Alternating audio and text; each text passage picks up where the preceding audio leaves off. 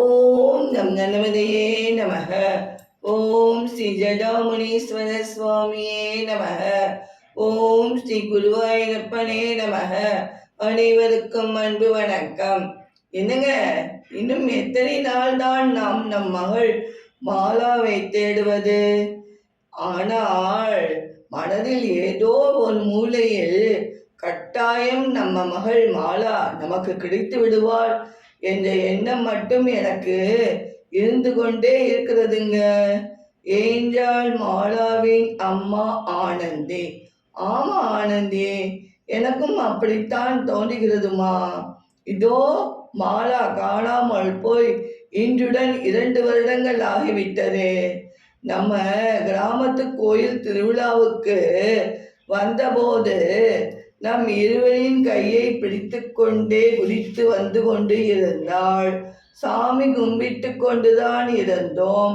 அருகில் இருந்த மாலா எப்படி மாயமானாள் என்றே தெரியவில்லையேம்மா என்றார் கணவர் ஆறுமுகம்.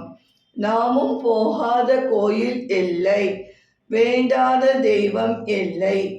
ஏன் தான் சாமி நம்மை இப்படி சோதிக்குது என்றே தெரியலைங்க என்றாள் ஆனந்தி. அவர்கள் இருவரும் ஒரு கோவிலில் சாமி கும்பிட்டு கொண்டு நின்று கொண்டு இருந்தார்கள். அங்கே சாமி முன் நின்றுதான் தங்கள் மனக்குறையை சொல்லிக் கொண்டு இருந்தார்கள். இதை கேட்ட கோயில் பூசாரி பூமிநாதன், கவலைப்படாதீங்கம்மா, கட்டாயம் உங்க மகள் கிடைப்பாள். ஆனால் 10 வருடங்களுக்கு மேல்தான் கிடைப்பாள். உங்கள் மகள் உங்களை விட்டு பிரிந்து போக வேண்டும் என்பது விதி. இல்லை என்றால் அவள் உயிருக்கு ஆபத்து. எனவேதான் நீங்கள் வணங்கும் தெய்வம் உங்கள் மகளை உங்களிடமிருந்து பிரித்து வைத்திருக்கிறது என்று சொன்னார் பூசாரி பூமிநாதன். பூசாரி பூமிநாதனுக்கு நடந்தது, நடப்பது, நடக்க இருப்பது எல்லாமே இறையருளால் ஓரளவுக்கு சரியாக சொல்லிவிடுவார். பாதுகாப்பான இடத்தில் பத்திரமாகத்தான் உங்கள் மகள் இருக்கிறாள்மா. நேரம் வரும்போது உங்கள் கண்ணில் படுவாள்மா, கவலைப்படாதீங்கம்மா என்றார் பூமிநாதன் பூசாரி. ஆனந்தி ஆறுமுகம் இருவரும் பெரிய கோடீஸ்வரர்கள். ஆறுமுகத்தின் பூர்வீக கிராம திருவிழாவிற்குத்தான் சென்றிருந்த போது மாலா காணாமல் போய்விட்டாள். ஆனந்தி ஆறுமுகம் இருவரும் சாமி கும்பிட்டு கொண்டிருக்கும் போது மாலா சிறிது தூரத்தில் பலூன்காரர் நிற்பதை பார்த்தாள். பலூன் என்றால் கொள்ளை ஆசை மாலாவுக்கு. பலூன் வாங்கலாம் என்று சென்றவள் கூட்டத்தில் மறைந்து விட்டாள் மாலா. தங்கள் மகனுக்கு பலூன் வாங்க வந்தனர் அனு அருண் தம்பதியினர். மாலா பலூன்காரரிடம் நிற்பதை பார்த்து அவளுக்கும் பலூன் வாங்கி தந்தனர் அனு அருண் தம்பதியினர். உங்க அம்மா அப்பா எங்கேம்மா என்று கேட்டார்கள். சுற்றி முற்றி பார்த்த மாலா, காணுமே அங்குள் என்றாள். சரி, அவர்களும் தேடி தேடி பார்த்தார்கள், எங்கேயும் காணவில்லை. சரி வாமா என்று அவரை தங்களுடன் ஊருக்கு அழைத்து வந்து விட்டனர். நடுத்தர வகுப்பை சேர்ந்தவர் தான் அருண். தங்கள் மகன் மகேஷ் 2ஆம் வகுப்பு படிக்கிறான். மாலாவை 1ஆம் வகுப்பில் சேர்த்தனர். இப்படியாக அனு அருண் தம்பதியின் மகளாக வளர்ந்து வந்தாள் மாலா. ஆண்டி அங்கிள் என்றுதான் அழைப்பாள் மாலா. இப்ப மாலா +2 பரீட்சை எழுதிவிட்டாள். அடுத்து காலேஜ் சேர்க்க வேண்டும். மாலாவுக்கு விலையுயர்ந்த ஆடைகள், அணிகலன்கள் தன் தோழிகள் அணிவதை போல் அணிய வேண்டும். எங்கு சென்றாலும் காரில் சென்று வர வேண்டும் என்று ரொம்ப நாட்களாக ஆசை. இப்படி ஆசை இருந்து கொண்டே அவள் மனதில் இருந்து கொண்டே இருந்தது. ஆனந்தி ஆறுமுகம் இருவரும் காரில் சென்று கொண்டு இருக்கும் போது திடீரென எதிரில் வந்த ஆட்டோ அவர்கள் கார் மீது மோதிவிட்டது. நல்ல வேளை, கார் டிரைவர் உடனே காரை நிறுத்திவிட்டார். காரிலிருந்து இறங்கினர் ஆனந்தி, ஆறுமுகம் இருவரும்.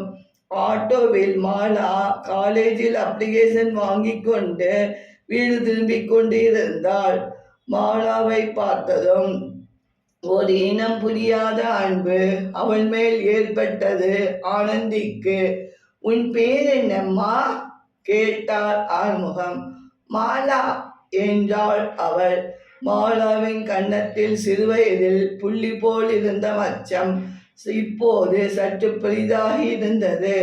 அவள் சிரிக்கும் போது கன்னத்தில் குழிவிடும். அதுவும் இப்போது சரியாக தெரிகின்றது. இதுதான் மாலாவின் அங்க அடையாளம். முகஜாடை அப்படியே இருந்தது. ஏங்க, இவ நம்ம மாலா போல் இருக்குங்க என்றாள் ஆனந்தி. சரி, போய் பார்க்கலாம் என்றார் ஆறுமுகம். நீ வாமா எங்களோட, நாங்க உன்னை வீட்டில் கொண்டு விடுகிறோம் என்றாள் ஆனந்தி. ஆட்டோவை அனுப்பிவிட்டு அவர்களுடன் காரில் வீட்டுக்கு வந்தாள் மாலா. நடந்ததை சொன்னாள் மாலா. நல்ல வேளை, கடவுள் காப்பாற்றினார் என்றாள் அனு. இது உங்க மகளா என்று கேட்டார் ஆறுமுகம். முன்பு திருவிழாவில் தங்கள் மகள் காணாமல் போன விஷயத்தை எல்லாம் சொன்னார் அனு. இவள் நாங்கள் கிராம திருவிழாவில் தொலைத்த எங்க மாலாதான்மா என்று சிறுவயது போட்டோ காண்பித்தார் ஆறுமுகம். ஆமாம், நாங்கள் வீட்டுக்கு அழைத்து வரும்போது இப்படித்தான் மாலா இருந்தாள் என்றனர் அனு, அருண் இருவரும். அப்போ நாங்க எங்க மகளை அழைச்சிட்டு போகலாமா கேட்டனர் ஆனந்தி, ஆறுமுகம் இருவரும். கூட்டிட்டு போங்க என்று அணுவின் வாய் சொன்னாலும் வளர்த்த பாசத்தில் அவர்கள் கண்கள் கலங்கின. இவ்வளோ வருஷம் எங்க மகளை பத்திரமாக பார்த்துக்கிட்டதுக்கு ரொம்ப ரொம்ப நன்றிங்க. வார்த்தையில் உங்களுக்கு நன்றி சொன்னால் அது சரியாக இருக்காதுங்க. நீங்க வாங்க எங்களுடன், எங்க வீட்டிலேயே தங்கிக்கலாம். எங்கள் வீடு மிகவும் பெரியது. மகேஷ் அங்கேயே காலேஜ் படிப்பை தொடரலாம் என்றனர் ஆனந்தி, ஆறுமுகம் இருவரும். முதல்ல நீங்க எங்க மாலாவை அழைச்சிட்டு போங்க, நாங்க அப்புறமா வரோம் என்றனர் அனு, அருண் தம்பதியினர். காரில் தங்கள் பங்களாவுக்கு வந்தனர் ஆனந்தி, ஆறுமுகம், மாலா மூவரும். தான் ஆசைப்பட்ட மாதிரியே பெரிய வீடு, விதவிதமான ஆடை அணிகலன்கள் எல்லாம் அணிந்து காலில் சென்று வந்தாள் மாலா. தான் ஆசைப்பட்ட வாழ்க்கை கிடைத்தது. ஒரு இன்ப அதிர்ச்சியாக இருந்தது மாலாவுக்கு. ஆனாலும் தன்னை வளர்த்த அனு, அருண், மகேஷ் இல்லாமல் கஷ்டமாக இருந்தது மாலாவுக்கு. தன் தாய் தந்தையிடம் சொன்னாள் மாலா. உடனே போன் செய்து அவர்களை வரவழைத்தார் ஆறுமுகம். இது போன்ற வீடியோக்கள் காண சப்ஸ்கிரைப் செய்து கொண்டு தொடர்ந்து கண்டு கழியுங்கள். நன்றி, வணக்கம்.